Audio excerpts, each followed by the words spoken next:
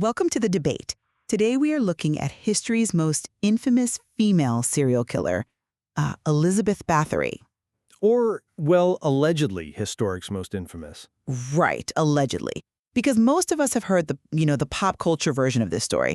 The whole gothic horror imagery of the Blood Countess in her remote castle, supposedly torturing up to 650 young women. In bathing in their virgin blood to preserve her youth. It's very cinematic. Extremely. It's a story that has inspired centuries of vampire folklore, horror films, you name it. But when you bypass the legends and actually open the 1610 trial transcripts, a much more grounded and honestly, perhaps more disturbing question emerges. Yeah, the real historical puzzle. Exactly. Was Elizabeth Báthory truly the prolific, sadistic murderer that the records claim? Or, and this is the crux of it, was she actually the victim of a massive state-sponsored financial fraud? We're looking at a scenario where the greatest monster of the 17th century might actually have been just a wealthy widow neutralized by a calculated political conspiracy to steal her land and power. Which is a massive shift from the vampire narrative. It is. So I will argue that when you look at the localized physical reality of the investigation, the core historical evidence strongly suggests Báthory was indeed guilty of systematic serial murder. And I will argue that the accusations against her were completely fabricated to seize her assets. I mean, making Báthory a textbook example of a politically motivated witch hunt against a deeply vulnerable yet financially powerful woman. So to start us off, I think it's absolutely vital that we separate the 18th century vampire from the 17th century reality. Like, I am not sitting here defending the idea that she bathed in blood. Good, because that would be a tough position to defend. Right, exactly. What I am defending is the sheer, undeniable, logistical footprint of the localized panic she generated around Čachtice Castle. I mean, when you look at the investigation led by George Thurzo, we are talking about the formal testimonies of over 300 witnesses. 300, yeah. This wasn't just a handful of disgruntled servants. Local priests were formally complaining to authorities about the sheer number of unexplained deaths. Young women who were sent to her gymnasium, the women's quarters designed for their education, they were just vanishing. Well, supposedly vanishing. But my position is that where there is this massive of a localized administrative terror, there is an underlying truth of extreme fatal cruelty. Like, if you strip away the folklore, the 17th century legal documents still outline a prolific killer. See, I look at those exact same documents, and the mechanics of this so-called investigation look exactly like a 17th century corporate hostile takeover. A hostile takeover? Yes. I mean, we cannot evaluate those 300 testimonies without looking at the massive financial debt that the Habsburg king, Matthias II, owed to Báthory's late husband, Ferenc Nadasdy, had essentially bankrolled the kingdom's wars against the Ottoman Empire. He was incredibly wealthy, yes. Right. And when he died, Elizabeth held that debt. It was a massive state IOU that was, quite conveniently, completely canceled upon her arrest.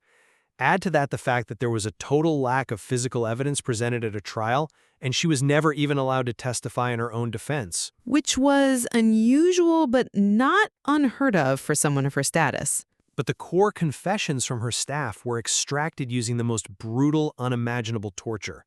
From a historical and legal perspective, that renders the state's case just utterly meaningless. Let's dig right into that, actually, because the weight and validity of the witness testimony is, well, it's the absolute foundation of the case against her. You bring up the torture of her servants, and we have to address that head on. It is an undeniable part of the record. It is undeniable. And I mean, it completely poisons the well of the entire investigation. I think modern audiences often hear the word torture and underestimate what it actually meant in a 1610 inquisitorial context. It was horrific. It was beyond horrific. We have the specific trial records detailing what happened to her loyal servants. Ilona Joe and Dorothea Sintis, who is known as Dorka, they had their fingers systematically torn out with red-hot pincers before they were burned alive. And Johannes, the male servant, was executed. Right. Another servant was burned alive after a failed escape attempt. Under that specific level of prolonged agony, human psychology just breaks down. A person will say absolutely whatever the Inquisitor wants them to say. To make it stop? Exactly. If the Inquisitor asks a leading question like, did the Countess order you to freeze these girls in the snow? The servant isn't giving a factual recount. They are screaming yes just to make the hot pincers stop. I completely understand why you see it that way, and the brutality of the era makes extracting objective truth incredibly difficult. But, and let me push back on this, the idea that the torture invalidates the entire investigation ignores the logistics of those 300 testimonies. How so? Well, if I'm an ambitious political operator in the early 1600s, right, and I want to build a fabricated case against a rival to steal her land, I don't need 300 people. You think they just overdid it? I think I would just need to drag 2 or 3 peasants into a dungeon, torture them until they confess that their mistress committed treason or heresy, and boom, I have all the legal pretext I need to execute her. That is how political takedowns traditionally worked back then. But she wasn't just anyone. True, but why would investigators go through the immense, expensive logistical trouble of dispatching notaries across the countryside to formally interview hundreds of people? Because they needed the volume to create an illusion. They couldn't just use 2 peasants because they weren't taking down a minor lord. They were taking down the head of the Báthory family. I mean, this was one of the most feared and well-connected dynasties in Eastern Europe. But look at who they were interviewing. We aren't just talking about coerced servants in a dungeon here. We are talking about local priests, lesser nobles, estate workers. Right? People who could easily be pressured by the crown. Maybe, but I look at it like a massive modern fraud investigation. If the SEC interviews 300 people across a company, yeah, some employees might exaggerate, some might hold a grudge. But a web of 300 testimonies across completely different social strata usually points to a systemic physical reality. A physical reality that they never actually proved in court. But they had records of local clergy complaining about the sheer volume of bodies turning up in the local graveyard. Báthory claimed it was a cholera outbreak, I believe, but she would only let the priests see the victims' faces, not their bodies. That's what the testimonies claim, yes. And that is an inquisitor's leading question under torture. That is a localized administrative panic about a body count that she simply couldn't hide anymore. I hear your analogy about a modern fraud investigation. I do. But the SEC doesn't get to keep the assets of the company they investigate. Fair point. And that is exactly where the volume of testimony loses its credibility for me. You're assuming the investigators were acting in good faith. We have to transition from how the evidence was collected to why this investigation was launched in the first place. The geopolitical context. Exactly. You have to look at the motivations of the men running the trial. This wasn't an impartial pursuit of justice. It was a highly motivated, coordinated political strike. So you're pointing directly to the Habsburgs and the Palatine of Hungary. Yes, we have to look at György Thurzo. He was the Palatine of Hungary, which is essentially the king's highest-ranking deputy, the second most powerful man in the country. King Matthias II was desperate to consolidate power and reduce the autonomy of the semi-independent Transylvanian nobility. And Elizabeth was right in the middle of that. Right. There sat Elizabeth Báthory. She was incredibly wealthy, controlling massive swaths of land, and she was actively financing her cousin Gabriel Báthory, the Prince of Transylvania. She wasn't just a rich widow. She represented a direct, well-funded military threat to Habsburg absolute rule. And Thurzo wanted a piece of that. Oh, absolutely. Thurzo himself had been tasked with managing her estate after her husband died. He had a front-row seat to her wealth, and he wanted it. So you view the entire trial as just an elaborate mechanism for asset forfeiture. It was a 17th century corporate raiding tactic. By arresting her without a trial, and again, the fact that she was never allowed to stand before a judge or testify in her own defense is just staggering. They bypassed all due process. They locked her in her own castle. Yes, Thurzo placed her under permanent house arrest at Čachtice Castle, literally walling her into her own rooms until her death at age 54. By doing so, the crown essentially robbed her blind without risking an open, armed rebellion from the rest of the powerful Báthory family. It was a very clean solution for them. Exactly. They neatly canceled the king's massive war debt, defunded the Transylvanian prince, and enriched the Palatine, all in one swift move. Okay, that is a very neat, compelling narrative of state corruption, I'll give you that. But I'm not convinced by that line of reasoning for one very specific reason. Which is? Opportunism does not equal innocence. Yes, King Matthias and Palatine Thurzo absolutely capitalized on her crimes to seize her wealth and solve their political headaches, but they needed an actionable excuse to do it, and she handed it to them. I don't think she handed them anything. I think they invented it. Well, to understand why it worked, we have to explain the actual mechanics of 17th century feudal justice. Specifically, how the law viewed human life based on class. You're talking about the difference between peasant deaths and noble deaths. Precisely. Under the feudal social contract of the time, peasants were essentially tied to the land. They were viewed legally closer to property than to citizens. Báthory's untouchable status as a high-ranking noblewoman meant she was effectively immune to systemic consequences for torturing and killing peasant servants. Which was a grim reality of the era. Right. According to the laws of the era, murdering a peasant usually only merited a financial fine to compensate the victim's family for the loss of labor. It was treated as a severe property crime. She did this for years, and the crown looked the other way, because that was the dark reality of absolute aristocratic privilege. Until she changed her target. Exactly. Her downfall only began when she exhausted the local peasant supply and began luring the daughters of the lesser gentry to her castle. To the Geneseum. Right, to the Geneseum. And we need to explain what that actually was, because it wasn't just a women's quarters. It was essentially a high society finishing school. A networking hub, basically. Yeah, lesser nobles would send their daughters to a powerful countess like Elizabeth to learn courtly etiquette, languages, household management. It was a vital networking tool designed to secure good marriage alliances. When Báthory started torturing and starving the daughters of the nobility, she broke the fundamental social contract of her own class. Because they weren't property. Exactly. Killing a noble wasn't a property crime. It was an act of murder and a threat to the established order. That is what forced the crown's hand. It was the murder of nobles that gave the king the perfect legally actionable excuse to act on his political motives. The opportunism of the state does not erase the reality of dead noble girls in her basement. But let me stop you right there and ask, where are the bodies of these noble girls? Well, the records say... You say she handed them an actionable excuse, but the narrative of her luring noble girls to a torture dungeon is exactly the kind of sensationalist fiction designed to justify an illegal, extrajudicial imprisonment. Let's look at the arrest itself. The night Thurzo arrived. Right. When Thurzo supposedly caught her red-handed, he wrote a dramatic letter claiming he breached the castle and found a torture chamber full of dead and dying girls with blood everywhere. But other contemporary records from the night of the arrest show she was actually just sitting quietly at a dinner table with guests. So you're saying the red-handed discovery was completely staged? I'm saying it was entirely manufactured. No physical evidence of this bloody, dramatic scene was ever presented at the trial. They didn't produce the bodies of these supposedly murdered noble girls. They didn't produce the murder weapons. They produced testimonies. But if she was leaving a trail of dead aristocrats, where was the physical proof?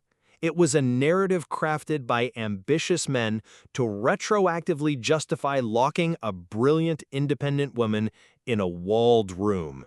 And the fact that we still believe the torture dungeon narrative today shows just how effectively her gender and class were weaponized to obscure the facts. That actually brings us to a really fascinating pivot point in this history, because even if we argue over the validity of the 1610 trial records, the trial itself didn't mention vampirism. There is no blood bathing in those documents. So how does a corrupt 17th century land grab turn into a supernatural horror story? Exactly. The myth-making is what truly distorted the historical mirror here. The most famous elements of the Elizabeth Báthory story, the idea that she bathed in a tub of virgin blood after a servant pulled her hair too hard, the rumors of her consuming blood to preserve her youth, none of that exists in the actual trial documents. It was added much later. Decades later. Centuries, really. Those myths were entirely invented over a century after her death. They first appeared in 1729 in a book called Tragica Historia, written by a Jesuit scholar named Laszlo Tarosi. Right. Over 100 years after she died. Yes. And we have to look at the cultural environment of 1729. This coincided exactly with the massive vampire panics that were sweeping across Eastern Europe during the 18th century. People were exhuming graves, blaming disease on the supernatural. Tarozzi tapped into that contemporary zeitgeist to explain a 100-year-old political anomaly. He retrofitted the story. Yes, it was a deliberate retroactive demonization. We are talking about a woman who managed massive, complex agricultural estates successfully while her husband was away fighting the Ottomans for years. She actively intervened on behalf of destitute war widows. She was a polyglot who spoke Latin, German, Hungarian, and Greek. She was incredibly educated. But the 18th century male-dominated historical record couldn't tolerate the idea of a powerful, independent female estate manager who was illegally imprisoned by a greedy state. So they turned her into a caricature, a vain, hysterical, blood-drinking monster. It made her illegal imprisonment palatable to history. And I will actually completely agree with you on the origins of the supernatural framing. The rumors of lesbianism, the vanity tropes, and the vampire panics were absolutely later literary inventions. They were entirely designed to sexualize and villainize female power. It's a classic trope. It is. The image of the Blood Countess obsessing over her fading beauty in a mirror is a deeply misogynistic trope. And this is a crucial clarification for me, stripping away Tarozzi's 18th century folklore does not suddenly reveal an innocent martyr. When you look back at the actual 1610 records, flawed as they are, they frequently and consistently mention 50 to 60 victims. But what about the infamous number of 650 victims? Because that is the number attached to her legacy everywhere. And that number is exactly why we have to explain how historical hearsay works, because the 650 number is widely misunderstood, and frankly, it's historically bankrupt. Right. It was claimed by a single servant, a woman named Susanna, during the trial. Susanna testified that a court official named Jacob Silvassi told her that he had seen a private book belonging to the Countess, and that this book listed 650 names of victims in Báthory's own handwriting. A book that conveniently never materialized. Right, exactly. That book was never produced in court. Furthermore, Jacob Silvassi himself testified at the trial and never once mentioned this book. Imagine that. So the 650 number is literal hearsay built on top of hearsay. It's a phantom statistic. But the 50 to 60 number is different. That number is corroborated by multiple independent accounts, including the physical realities of the local graveyards and the testimonies of the clergy who had to bury them. But again, clergy pressured by Thurzo. Sure, but my point is, you can throw out the 650 number, and you can throw out the blood bathing, but stripping away the folklore still leaves us with an unusually sadistic estate manager who systematically abused her absolute power over the lower classes to murder dozens of women. I'm sorry, but if you admit the 650 number is a complete fabrication based on a phantom book, and you admit the blood bathing is an 18th century fiction, and we both know the core testimonies were extracted by tearing women's fingers out with hot pincers, what reliable evidence are you actually left with? You're left with the administrative footprint. You are left with a pile of corrupted data gathered by a man, George Thurzo, who personally benefited from her downfall, authorized by a king who erased a massive national debt by keeping her locked up. You cannot selectively believe the parts of the trial that support the idea of a serial killer while discarding the parts that prove it was a corrupt, politically motivated show trial. The very foundation of the evidence is rotten, and you can't build a conviction on it. Well, the foundation of 17th century justice is generally rotten by our modern standards of due process. I'll admit that. But the absence of a modern forensic legal process does not automatically equate to innocence. It just means the truth is incredibly difficult to excavate. Let me offer one final piece of context regarding her family. Okay. The Báthorys were one of the most powerful dynasties in Europe. They had armies. Yet, they agreed to her house arrest. They did not fight for a public trial. That strongly suggests they knew the evidence of her sadism, particularly against the lesser nobility, was just too overwhelming to defend. You think they just gave up? I think they took a plea deal, effectively, to save the family's broader lands from being entirely confiscated by the crown for treason. They knew she was guilty. They just wanted to mitigate the financial damage to the dynasty. Or, alternatively, they made a cold, pragmatic political calculation. They knew that fighting the king and the Palatine of Hungary in a rigged, state-controlled court would result in their complete destruction. Even with their armies? Yes. So they accepted the lesser of two evils. They sacrificed one widow to house arrest in order to survive. It's not an admission of her guilt, it's just an acknowledgement of the crown's absolute power. As we step back from the details, let's summarize where our readings of the material ultimately land. My perspective is that beneath the vampire folklore and the deeply misogynistic tropes lies a genuinely prolific killer. Yes, the Habsburgs were incredibly opportunistic, and yes, the 17th century justice system was brutal and lacked modern forensics. Definitely lacked forensics. But the sheer logistical scale of the localized panic, the independent testimonies of the local clergy, and the specific fatal shift from abusing peasants to murdering the daughters of the gentry, it points to an undeniable reality. Elizabeth Báthory exploited her absolute aristocratic privilege to commit horrific violence, and her political enemies simply used her own very real, very genuine crimes as the perfect excuse to destroy her. And my ultimate read on the material is that the tainted, torture-derived evidence and the overwhelming financial motives of the state render her guilt entirely impossible to prove.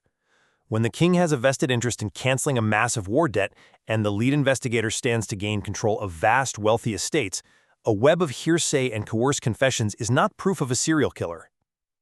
It's just too convenient. Exactly.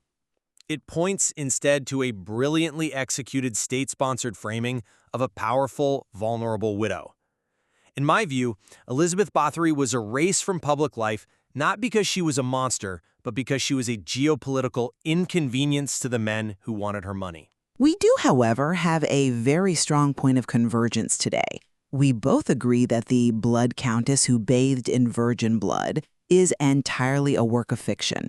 Oh, absolutely. It is a myth born from the 18th century vampire panics, a fundamental misunderstanding of history, and a societal need to demonize independent, powerful women through the lens of vanity and sexual deviance. Completely agree. The caricature of the vain, aging woman slaughtering girls for purely cosmetic purposes is a total fabrication. Honestly, it tells us much more about the anxieties and misogyny of the 18th and 19th centuries than it tells us anything about the reality of the 17th century.